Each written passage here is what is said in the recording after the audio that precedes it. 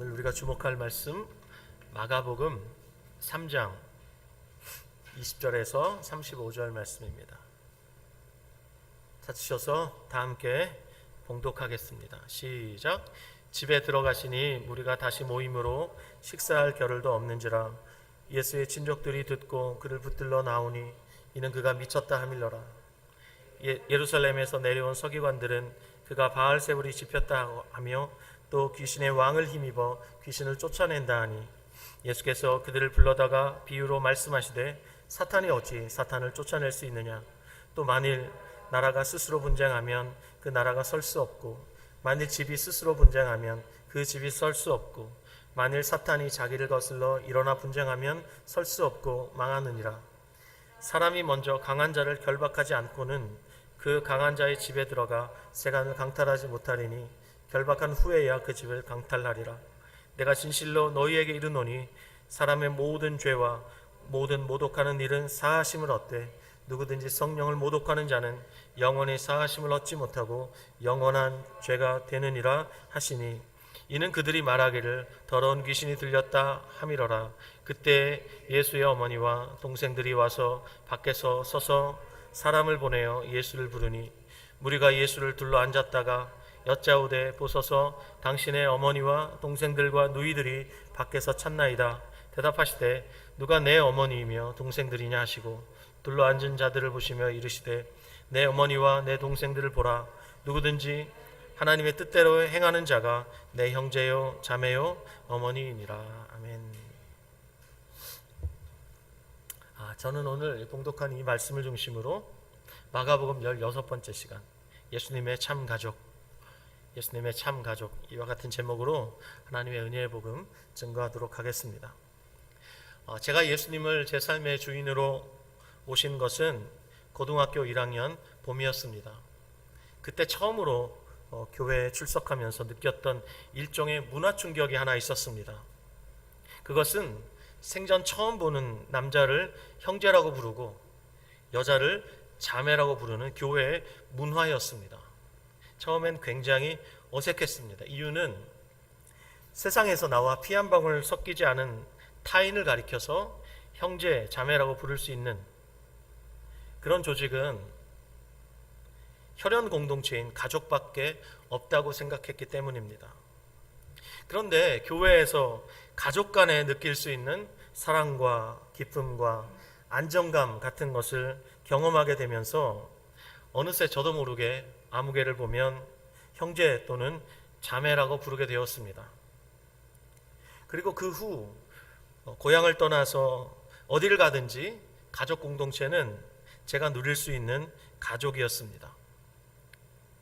지난주에 우리는 예수님께서 자기가 원하시는 12명의 제자를 부르시고 세우시는 모습을 보았습니다. 이 12명이 바로 신약성경 사도행전 2장에서 탄생하는 초기 교회의 핵심 멤버들이 됩니다. 자, 오늘 본문 20절 이하를 보면 예수님께서 택하신 12명의 제자들과 함께 집에 들어가시는 모습을 볼 수 있습니다. 20절 보시죠. 집에 들어가시니 무리가 다시 모임으로 식사할 겨를도 없는지라. 아니나 다를까 이번에도 수많은 무리가 예수님을 따라왔습니다. 그래서 예수님과 제자들은 식사도 그리고 쉴 겨를도 없이 그들을 섬겨야만 했습니다. 모르긴 몰라도 각색 병든 자들 그리고 귀신 들린 자들 또 예수님의 제자가 되겠다고 결심한 자들이 몰려들었을 겁니다. 그리고 그 중에는 예수님과 제자들을 감시하기 위해서 유대교의 종교 지도자들이 보낸 그들의 하수인들도 있었을 겁니다. 자, 그런데 본문 21절을 보면 예수님의 친족들이 예수님을 붙들러 왔음을 볼 수 있습니다. 21절 다시 보십시오. 예수의 친족들이 듣고 그를 붙들러 나오니 이는 그가 미쳤다 하밀러라. 세 번역으로 읽어드리겠습니다. 예수의 가족들이 예수가 미쳤다는 소문을 듣고서 그를 붙잡으러 나섰다. 본문 32절을 보면 그들이 누구였는지 알 수 있죠. 그들은 바로 예수님의 어머니 마리아 그리고 예수님의 동생들, 누이들이었습니다. 자, 그들이 예수님을 붙잡으러 온 이유는 단 하나였습니다. 그건 예수님이 미쳤다는 소문을 들었기 때문이에요. 당시 사람이 미치는 원인 중에 하나가 뭐였냐면 귀신 들리는 거였어요. 놀랍게도 다른 사람도 아닌 예수님의 가족들이 예수님을 귀신 들려 미친 사람 취급했음을 알 수 있습니다. 예수님의 가족들이 말입니다. 게다가 예수님의 가족들만 그랬던 게 아닙니다. 본문 22절 이하에 보시면 서기관들이라는 사람들이 나오죠. 이들 역시 예수님을 귀신 들려 미친 사람 취급했습니다. 근데 서기관들이 어디에서 왔죠? 22절 보시면 그들이 예루살렘에서 왔다는 것을 알 수 있습니다. 예루살렘에서 내려온 서기관들입니다. 이미 예수님은 유대 종교 지도자들의 블랙리스트에 올라 있었음을 우리가 알 수 있는데 마가복음 3장 6절을 한번 보시죠. 안식일에 예수님께서 회당에 손 마른 사람을 고친 이후에 3장 6절에 이렇게 말씀하고 있습니다. 바리새인들이 나가서 곧 헤롯 당과 함께 어떻게 하여 예수를 죽일까 의논하니라. 여러분, 여기 나오는 바리새인들과 헤롯 당은 평상시에는 원수지간입니다. 서로 추구하는 것이 너무 다르기 때문에 서로 원수지간입니다. 그런데 이런 말이 있죠. 적은 나의 아군이다. 그런 말처럼 이들이 놀랍게도 예수님을 죽이는 일에는 친구가 됩니다. 자, 이렇게 예수님을 죽이기 위해서 호시탐탐 기회를 노리고 있었는데, 자, 이들의 음모가 무엇이었는지 22절, 오늘 본문 22절 이하에 드러나 있습니다. 22절 다시 보시죠. 예루살렘에서 내려온 서기관들은 그가 바알세불이 집혔다 하며 또 귀신의 왕을 힘입어 귀신을 쫓아낸다 하니. 자, 이들의 음모가 무엇이었냐면 예수님을 귀신 들린 자로 몰아 죽이려는 것이었습니다. 특히 예수님 당시에는 귀신 들려서 하나님 백성을 현혹시킨다고 여겨진 사람들이 있었습니다. 그들이 누구냐면 거짓 선지자들이었어요. 거짓 교사들이었어요. 자, 유대인들은 거짓 선생들, 거짓 교사들을 어떻게 생각하고 있었냐면 저 사람들은 귀신이 들렸기 때문에 하나님 백성들을 현혹한다, 이렇게 생각했어요. 자, 그리고 구약 신명기 율법을 보면 거짓 교사들에게 내려질 형벌은 사형이었어요. 신명기 13장 5절 말씀 제가 봉독하겠습니다. 그런 선지자나 꿈꾸는 자는 죽이라. 이는 그가 너희에게 너희를 애굽 땅에서 인도하여 내시며 종되었던 집에서 속량하신 너희 하나님 여호와를 배반하게 하려 하며 너희 하나님 여호와께서 내게 명하라 행하신 도에서 너를 꿰어내려고 말하였습니다. 너는 이같이 하여 너희 중에서 악을 제할지니라. 자, 신명기 율법에 의하면 거짓 선지자들, 거짓 교사들, 그들은 귀신 들려 있었고 그들은 반드시 죽여야 하는 자들이었습니다. 자, 그런데 유대인들은 당시 로마 제국의 지배를 받고 있었기 때문에 그들의 율법으로는 예수님을 죽일 수가 없어요. 그렇기 때문에 예수님을 죽이려면 예수님을 법정에 세워야 하고 법정에 세우려면 공개적으로 고발을 해야 됩니다. 자, 그러면 이 서기관들, 종교 지도자들이 예수님을 고발하면 무슨 일이 벌어질까요? 예수님을 고발하면 예수님의 가족은 사회적으로 엄청난 수치를 당하게 됩니다. 여러분, 종종 신문에서 예수님을 믿는다는 이유 때문에 가족들에게 살인을 당하는 안타까운 소식을 듣지 않습니까? 그러니까 우리나라도 가족의 명예를 굉장히 소중하게 여기는 편이지만 특히 중동을 중심으로 하는 이슬람 문화권에서는 집안의 명예를 더럽혔다, 이건 가족 구성원들에게 너무나 수치스러운 거예요. 그렇기 때문에 가족 구성원들이 집안의 수치를 입힌 자들을 죽이는 악습이 있었습니다. 이것이 이른바 명예살인이죠. 명예살인은 지금도 중동 지방에서 공공연하게 자행되는 관습입니다. 자, 오늘 본문에서 예수님의 가족들이 예수님을 붙들러 온 이유가 바로 이것입니다. 가족의 명예가 실추되었습니다. 그래서 서기관들이 예수님을 고발하기 전에 어서 예수님을 잡아서 붙들고 데려가야 합니다. 그런데 이미 서기관들과 예수님이 논쟁을 벌이고 있습니다. 본문 22절 다시 보십시오. 예루살렘에서 내려온 서기관들은 그가 바알세불이 집혔다 하며 또 귀신의 왕을 힘입어 귀신을 쫓아낸다 하니, 여기 바알세불이라는 존재가 나오죠. 바알세불 원래 뜻은 똥파리의 주입니다. 똥파리의 주, 사탄을 가리키죠. 서기관들의 주장은 두 가지예요. 첫 번째 주장은 뭐였냐면 예수님이 바알세불이 집혔다는 거예요. 바알세불이 집혔다. 이게 무슨 얘기냐면 귀신 들렸다는 말이에요. 바알세불이라는 사탄이 들어갔다는 거예요. 귀신 들렸다는 말이에요. 그러면 예수님은 귀신 들린 사람이 되는 거죠. 귀신 들린 거짓 교사가 되는 것이죠. 그러니까 예수님은 살려둬서는 안 되는, 죽여야 하는 자가 되는 거예요. 자, 두 번째 주장은 예수님께서 귀신을 쫓아내셨는데, 여러분 아시죠? 마가복음 우리 초반부에 보면 회당에서 귀신 들린 자가 있었습니다. 예수님 말씀 한마디로 그 귀신을 쫓아내셨습니다. 그 사건 이후로 수많은 사람들이 귀신 들린 사람을 데리고 예수님께 왔습니다. 예수님께서 그 귀신들을 다 내어 쫓아 주셨던 것 같아요. 그런데 귀신을 쫓아내신 그 예수님의 놀라우신 사역을 가리켜서 이들이 지금 뭐라고 말하냐면, 예수님이 귀신을 쫓아낼 수 있었던 것은 바알세불의 힘을 빌렸기 때문이다. 당시 귀신을 쫓아내는 그 민간의 주술사들이 많이 있었는데, 요즘도 주술사들이 있죠. 축기 사역을 하는 퇴마사들이 있습니다. 기독교뿐만 아니라 다른 종교에도 귀신을 쫓아내는 퇴마사들이 활약하고 있어요. 근데 예수님 당시에 귀신을 쫓아내는 사람들이 더 강한 귀신을 쫓아내기 위해서는 더 강한 영의 힘을 빌렸다고 해요. 그것이 바로 이른바 주술입니다. 그러니까 예수님께서 바알세불을 힘입어서 귀신을 쫓아낸다고 주장했던 이 주장은 예수님이 마술사요 주술사라는 것이에요.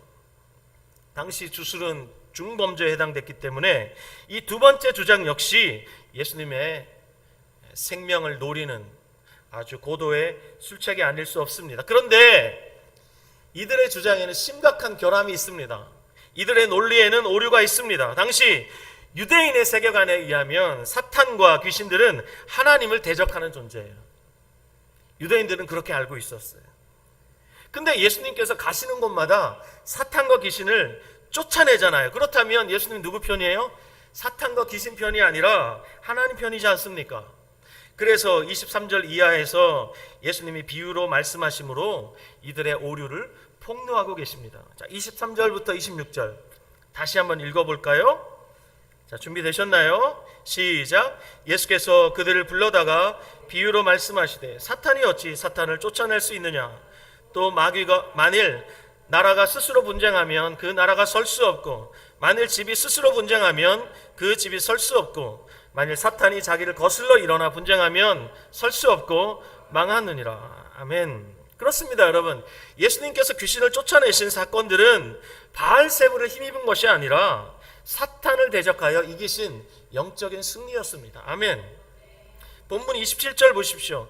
사람이 먼저 강한 자를 결박하지 않고는 그 강한 자의 집에 들어가 세간을 강탈하지 못하리니 결박한 후에야 그 집을 강탈하리라.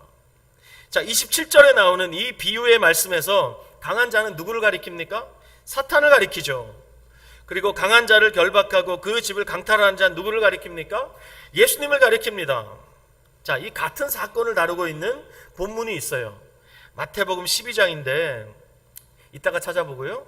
마태복음 12장 28절 이렇게 말씀합니다. 한번 따라 하실까요? 내가 하나님의 성령을 힘입어 귀신을 쫓아내는 것이면 하나님의 나라가 이미 너희에게 임하였느니라. 다시 한번 제가 읽겠습니다. 내가 하나님의 성령을 힘입어 귀신을 쫓아내는 것이면 하나님의 나라가 이미 너희에게 임하였느니라. 그렇습니다, 여러분. 예수님께서 귀신을 쫓아내신 것은 귀신의 왕 바알세불의 힘을 빌리신 주술이 아니라 하나님의 성령을 힘입은 것이었고, 귀신을 쫓아내신 것은 사단의 나라가 서로 분쟁한 것이 아니라 하나님의 나라가 임하여서 사단의 나라가 괴멸된 영적인 승리였다는 것입니다. 자, 이것을 이해하지 못한 서기관들이, 그리고 심지어 예수님의 가족들조차 예수님을 가리켜서 미친 자다, 귀신 들렸다 이렇게 말했습니다. 그런데 예수님을 귀신 들린 미친 사람 취급한 이 사람들을 가리켜, 이들의 행위를 가리켜, 이들의 생각을 가리켜 예수님 뭐라고 말씀하시냐면 그것은 성령을 모독한 것이다. 이것이 성령을 모독한 것이다. 제가 예수님을 믿은 이후로 성령 회방죄라는 아주 무시무시한 죄에 대해서 아주 가끔 설교를 들었는데, 우리 같은 목사들이 이 구절을 가지고 자기를 방어하는 데 썼어요. 모든 목사들을 대신해서 제가 여러분에게 사죄합니다. 어떻게 사용했냐면, 어떻게 잘못 사용했냐면, 목사가 하는 일을 반대하면, 목사가 하는 일을 방해하면 그게 바로 성령 해방죄라는 거 아니에요. 그게 아니에요. 그런 뜻이 아니라 성령을 모독하는 것이라, 지금 예수님께서 우리와 똑같은 육신을 입으시고 성육신 하셔서 예수님이 특별히 공생애를 시작하시면서 하나님의 나라가 임했는데, 그 하나님의 나라를 정면으로 거부하는 것, 그런 자들이 지금 있잖아요. 예수님을 귀신 들렸다고 예수님만 몰아붙이고 예수님을 음해하는 자들이 있잖아요. 이런 모든 일들이 바로 성령을 모독하는 것, 이것이 바로 성령 해방죄예요. 성령 해방죄는 목사를 반대하는 것이 아니라 하나님 나라를 거부하는 것을 가리키는 거예요. 이것이 바로 성령 해방죄예요.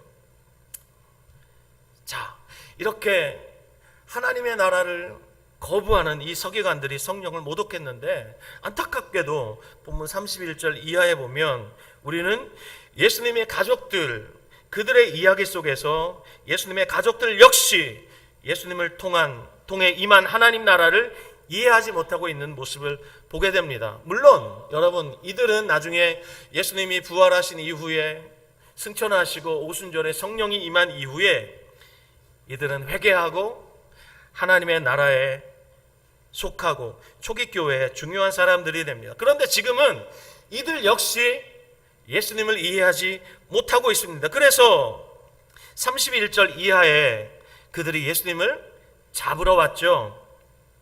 자, 31절 이하의 상황을 여러분 주의 깊게 보시기 바랍니다. 지금 예수님 곁에 누가 있습니까? 32절 보십시오. 무리가 예수를 둘러 앉아 있습니다. 예수님 곁엔 예수님의 제자들과 무리들이 있습니다. 예수님의 가족들이 지금 어디 있습니까? 집 밖에 있습니다. 자, 이런 상황입니다. 예수님 주변에 예수님의 제자들과 또 무리들이 앉아 있고, 집 바깥에 예수님의 가족들이 있는데, 놀랍게도 예수님이 결정적인 말씀을 하십니다. 33절입니다. 대답하시되 누가 내 어머니이며 동생들이냐, 이렇게 말씀하십니다. 누가 내 어머니며 동생들이냐, 그러면서 둘러 앉은 자들을 보시면서 이렇게 말씀하십니다. 내 어머니와 내 동생들을 보라. 누구든지 하나님의 뜻대로 행하는 자가 내 형제요 자매요 어머니이니라, 이렇게 말씀합니다. 여러분, 지난주에 우리는 예수님 주변에 두 부류의 사람들이 있었다는 것을 보았습니다. 큰 무리와 많은 무리가 예수님을 따랐습니다. 근데 그들은 그들의 필요를 채우기 위해서 자기들이 원해서 예수님께 나왔고, 반면에 예수님께서 원하셔서 예수님이 친히 기도하시고 세운 12명의 제자들이 있었습니다. 수많은 무리가 있었지만 그들 가운데 예수님이 원했던 사람은 딱 12명밖에 없었어요. 오늘 본문에서도 두 부류의 사람이 있음을 봅니다. 첫 번째 부류의 사람들은 하나님의 뜻대로 행하는 사람들입니다. 다른 부류의 사람이 있습니다. 그들은 하나님의 뜻을 거슬러 행하는 자들입니다. 그러면 하나님의 뜻대로 행하는 자들이 누굽니까? 지금 예수님 주변에 예수님을 둘러 앉아 있는 자들입니다. 그들을 향해서 예수님 말씀하셨잖아요. 내 어머니와 내 동생들이다. 이들이 내 가족이다.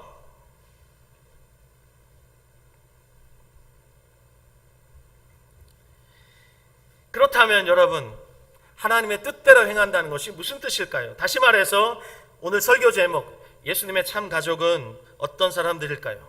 자, 마가복음에서는 하나님의 뜻대로 행한다는 것이 무슨 의미인지 잘 드러나지 않습니다. 그렇지만 같은 사건을 다루고 있는 마태복음 12장을 보면 하나님의 뜻대로 행한다? 예수님의 참 가족은 어떤 사람들인가 너무나 분명히 드러납니다. 자, 마태복음 12장 22절부터 우리 한번 보겠습니다. 성경 마태복음 12장을 찾아주시기 바랍니다. 마태복음 12장 22절부터 우리 볼 텐데요. 자, 22절 바로 위에 소제목이 있죠. 뭐라고 되어 있습니까? 예수와 바알세불, 이렇게 되어 있습니다. 마가복음 3장에 나오는 오늘의 본문과 동일한 사건임을 우리가 알 수 있습니다. 자, 그런데 동일한 사건인데 마가복음과 다른 부분이 있습니다. 그 부분이 어디냐면 마태복음 12장 33절부터 45절까지입니다. 이 부분은 마가복음에 없는 부분입니다. 그러니까 마태복음 12장 33절부터 45절까지 나오는 이 내용이 삽입되었다는 것을 알 수가 있죠. 마태는 아주 친절하게 자세하게 이 본문을 기록해 주었습니다. 마태에게 너무 감사한 이 아침입니다. 이 본문을 통해서 우리는 분명히 알 수 있습니다. 예수님의 참 가족이 된다는 것이 무엇을 의미하는가, 저와 여러분에게 주님이 말씀하시기를 원합니다. 이 시간 이곳에 계시는 분들, 그리고 온라인에 계신 분들 집중하셔서 이 말씀 꼭 들으셔야 합니다. 여러분을 방해하는 요소들을 빨리 제거하십시오. 제거하시고 이 말씀에 집중하셔야 합니다. 자, 한마디로 말씀드리면 예수님의 참 가족이 되는 길은 하나밖에 없습니다. 그건 거듭나는 거예요. 예수님의 참 가족이 되는 길은 거듭나는 길밖에 없어요. 33절을 보십시오. 나무도 좋고 열매도 좋다 하든지 나무도 좋지 않고 열매도 좋지 않다 하든지 하라. 그 열매로 나무를 아느니라. 예수님이 하신 말씀, 너무나 중요한 말씀, 그 열매로 나무를 아느니라. 여러분, 좋은 열매를 맺어야 좋은 나무죠. 나쁜 열매를 맺으면 나쁜 나무입니다. 그래서 예수님이 원하시는 것은 좋은 열매를 맺는 좋은 나무가 되는 거예요. 이런 나무가 성령을 거역하지 않습니다. 나쁜 나무가 되면 나쁜 열매를 맺게 되고 성령을 모독하고 성령을 거역하게 됩니다. 성령을 해방죄를 짓게 됩니다. 그러므로 33절에서 예수님이 하신 말씀, 그 열매로 나무를 아느니라. 좋은 나무가 되어 좋은 열매를 맺으라는 거죠. 그런데 반대로 34절을 보면 좋은 나무가 아닌 좋은 열매를 맺을 수 없는 존재가 나와요. 그들이 누굽니까? 독사의 자식들이에요. 독사의 자식들 누굽니까? 마태복음 12장 24절에 나오는 바리새인들입니다. 그리고 바리새인들의 하수인들이 누굽니까? 오늘 우리가 읽은 마가복음 3장에 나오는 서기관들입니다. 이 바리새인들과 서기관들은 늘 한 몸입니다. 유대 종교의 지도자들입니다. 지금 이들이 예수님의 표현에 의하면 누굽니까? 독사의 자식들입니다. 악한 자들입니다. 그들의 마음에는 악이 가득합니다. 그러니 선한 말을 할 수가 없습니다. 그리고 38절 이하를 보면 이들의 본색이 드러나죠. 이들의 본색이 어떻게 드러납니까? 38절 이하에 보시면 그때 서기관과 바리새인 중 몇 사람이 말하되 선생님이여 우리에게 표적 보여주시기를 원하나이다. 그때 예수님이 표적 보여주십니까? 아니죠. 보여주시지 않습니다. 대신에 뭐라고 대답하십니까? 39절입니다. 같이 읽을까요? 시작. 예수께서 대답하여 이르시되 악하고 음란한 세대가 표적을 구하나 선지자 요나의 표적밖에는 보일 표적이 없느니라. 선지자 요나의 표적이 무엇입니까, 여러분? 구약 성경 요나서를 보면 요나가 니느웨로 가서 회개의 세례를 선포하죠. 회개를 선포하죠. 그때 그 악독한 니느웨 사람들이, 당시 고대 근동에서 정말 악독했던 사람들이 니느웨 사람들인데, 그 사람들이 놀랍게도 회개합니다. 그 이야기를 예수님이 하시면서 이렇게 말씀합니다. 지금 요나보다 더 큰 자가 너희 앞에 있다. 그런데 바리새인들은 회개하지 않습니다. 서기관들 회개하지 않습니다. 그들은 회개할 줄 모릅니다. 오히려 표적을 달라고 주님께 요구합니다. 그들이 해야 할 일은 회개하는 것인데 오히려 표적을 보여달라고 이야기합니다. 그들은 회개할 생각이 전혀 없습니다. 오히려 그들은 표적만을 구할 뿐입니다. 그들은 십자가와 부활의 표적에는 관심이 없습니다. 여러분, 예수님이 보여주신 모든 표적 중에서 오병이어 5,000명을 먹이신 표적, 무리를 걸어가신 표적, 죽은 나사로를 살리신 표적, 수많은 표적들이 있습니다. 그 표적 중에 최고의 표적이 무엇입니까? 십자가에서 죽으시고 부활하신 거예요. 그 표적 외에는 더 큰 표적이 없어요. 그런데 그들이 지금 예수님 앞에서 표적을 구하고 있습니다.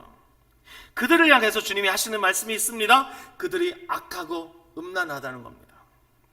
왜 악합니까? 지금 그들이 성령을 거역하고 있습니다. 성령을 모독하고 있습니다. 그래서 악한 것입니다. 또한 그들은 음란합니다. 하나님 백성이라고 스스로 자부합니다. 그렇지만 그들의 마음은 하나님께 있지 않습니다. 하나님 나라에 관심 없습니다. 그래서 음란합니다. 사랑하는 여러분, 우리가 하나님의 자녀라고 말하는데 하나님 나라에 관심 없다, 그러면 우리는 음란한 자들입니다. 예수님이 하신 말씀입니다. 제가 무엇이건데 예수님의 말씀에 더하고 뺄 수 있겠습니까?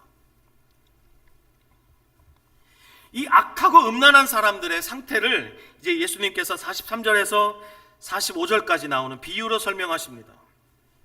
자, 43절부터 45절 보십시오. 마태복음 12장 43절부터 45절.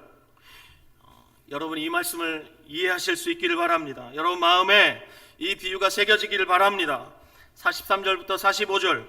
더러운 귀신이 사람에게서 나갔을 때에 물 없는 곳으로 다니며 쉬기를 구하되 쉴 것을 얻지 못하고 이에 이르되 내가 나온 내 집으로 돌아가리라 하고 와보니 그 집이 비고 청소되고 수리되었거늘 이에 가서 저보다 더 악한 귀신이 7을 데리고 들어가서 거하니 그 사람의 나중 형편이 전보다 더욱 심하게 되느니라. 이 악한 세대가 또한 이렇게 되리라.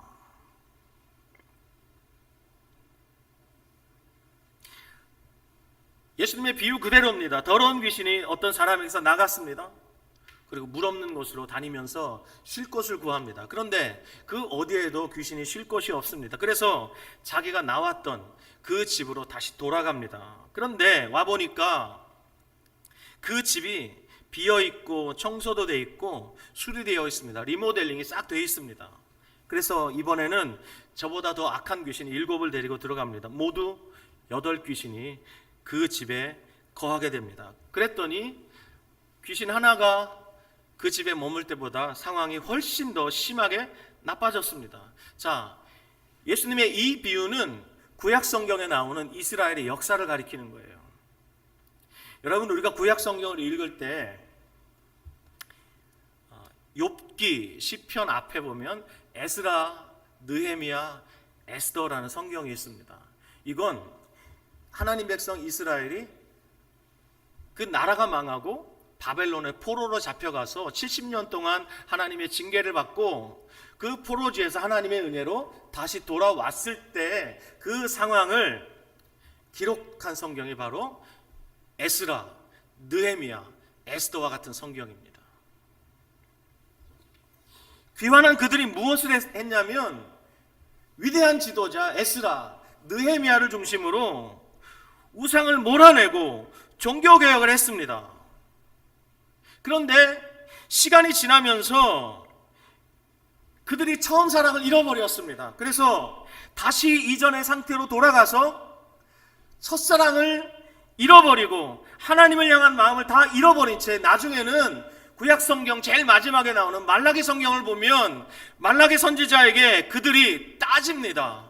하나님이 언제 우리를 사랑했냐고 그들이 하나님께 따지고 있는 것을 우리가 읽게 됩니다. 그렇습니다, 여러분. 종교개혁을 했습니다. 주님이 주신 엄청난 부흥이 있었습니다. 그런데 시간이 흐르면서 그들이 그 마음을 다 잃어버립니다. 나중에는 형식만 남게 됩니다. 껍데기만 남게 됩니다. 예수님의 비유가 바로 그 시대의 상황을 말씀하고 있는 거예요. 예수님의 비유처럼 그들은 그들의 조상적 그 역사 속에서 악한 영을 몰아내고 종교개혁을 했습니다. 그런데 시간이 지나면서 하나님을 향한 첫사랑 다 잃어버렸습니다.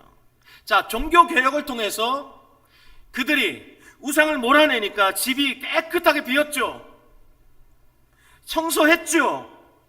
그리고 그들이 놀랍게도 돌아와서 무너진 성전을 다시 지었습니다. 그리고 무너진 성벽도 다시 세웠습니다. 모든 것이 리모델링 되었습니다. 그런데 그 마음에 하나님을 사랑하는 그 마음이 가득해야 되는데 그 마음을 다 상실해 버렸습니다. 그래서 예수님이 비유로 하신 말씀처럼 쫓겨나갔던 귀신들, 그들이 다시 돌아왔는데 그들보다 더 악한 귀신들을 데려와서 그 집에 거하게 되었다는 것입니다.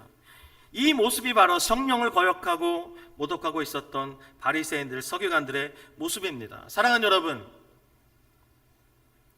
바리새인들, 서기관들은 회개하지 않았습니다. 그들은 결코 거듭난 적이 없었습니다. 그러니 예수님 말씀처럼 그들은 독사의 자식들입니다. 마귀 자식들입니다. 악합니다. 그 마음에 가득한 것을 입으로 말합니다. 보십시오. 예수님을 향해서 미쳤다, 귀신 들렸다 하면서 예수님을 죽이려고 하지 않습니까?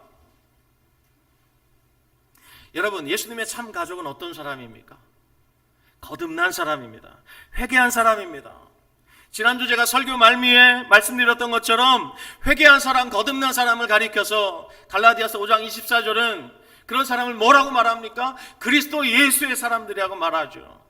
그리스도 예수의 사람들은 그 육체와 함께 그 정욕과 탐심을 십자가에 못 박았느니라. 그리스도 예수의 사람들의 특징이 무엇입니까? 그 육체와 함께 정욕과 탐심을 십자가에 못 박은 자들입니다.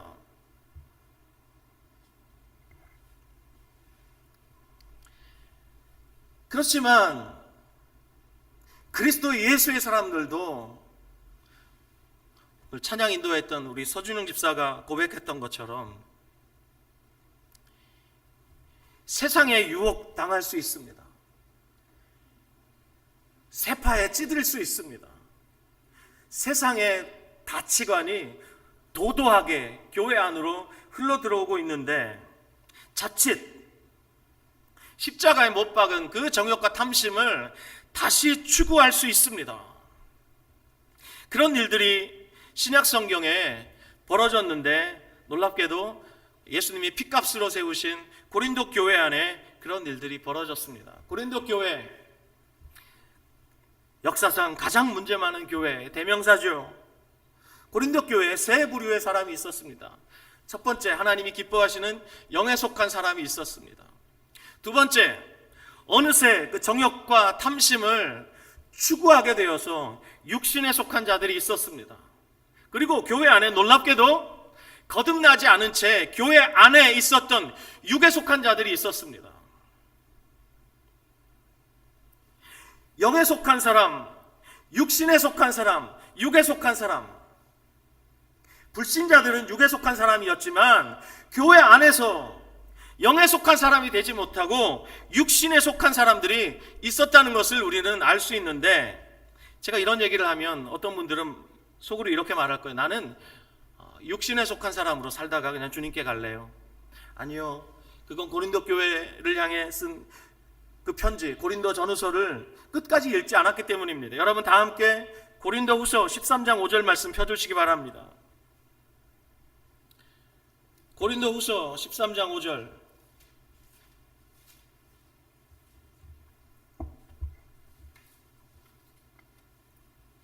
고린도 후서 13장 5절.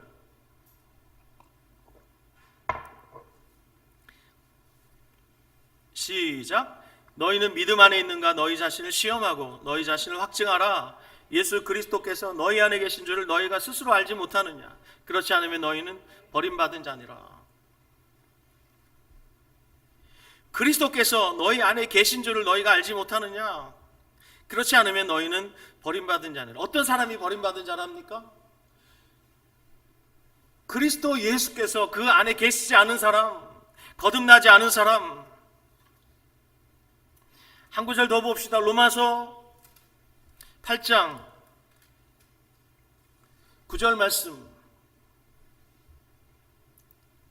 로마서 8장 9절 말씀 같이 읽습니다. 시작. 만일 너희 속에 하나님의 영이 거하시면 너희가 육신에 있지 아니하고 영에 있나니 누구든지 그리스도의 영이 없으면 그리스도의 사람이 아니라.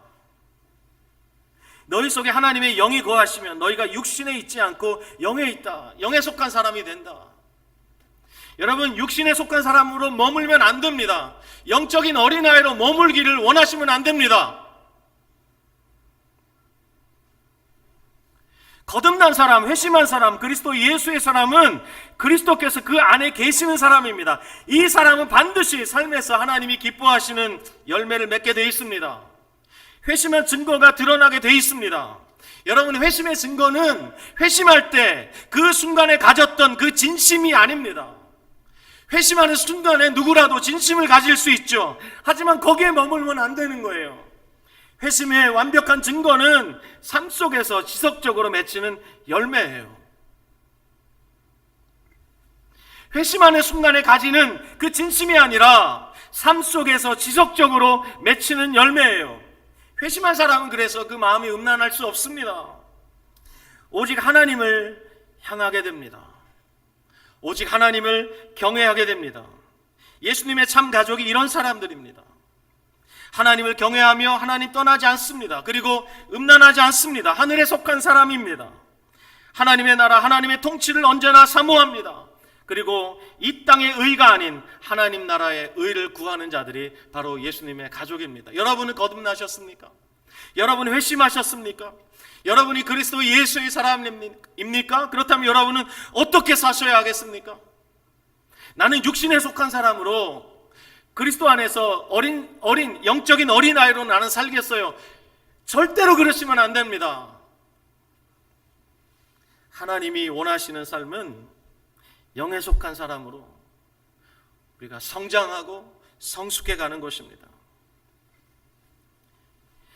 예레미야서 32장을 보면 하나님께서 거듭나게 하시는 사람의 특징이 하나 나와요. 자, 예레미야서 32장 38절에서 41절 말씀 마지막으로 함께 찾고 읽고 잠시 주목하고 기도하도록 하겠습니다. 예레미야서 32장 38절에서 41절 말씀입니다.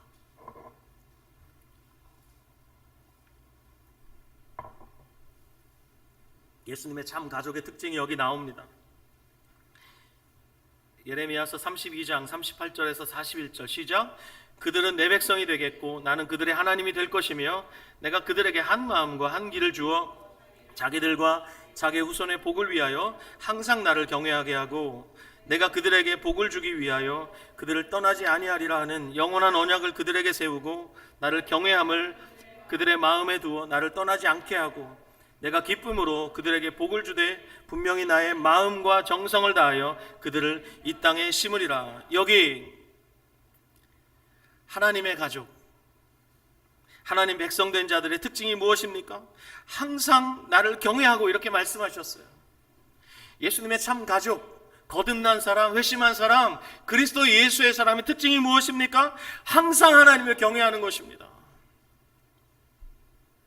이 말을 농담으로 들으시면 안 됩니다. 이 말을 철학적인 어떤 조언으로 들으시면 안 됩니다. 이 말은 살아계신 하나님의 말씀입니다. 항상 나를 경외하는 자가 예수님의 참 가족이다. 특별히 40절 말씀, 내가 그들에게 복을 주기 위하여 그들을 떠나지 아니하리라는 영원한 언약을 그들에게 세우고 나를 경외함을 그들의 마음에 두어 나를 떠나지 않게 하고. 한동안 교회 공동체에 속해서 믿음 생활을 하다가 지금은 교회를 다니지 않는데 너무 형통해요. 돈을 너무 잘 벌어요. 그런 사람들이 부럽습니까, 여러분? 그런 사람들이 잘 믿는 것입니까? 그렇지 않습니다, 여러분. 예수님의 참 가족은 이런 사람입니다. 항상 하나님을 경외합니다.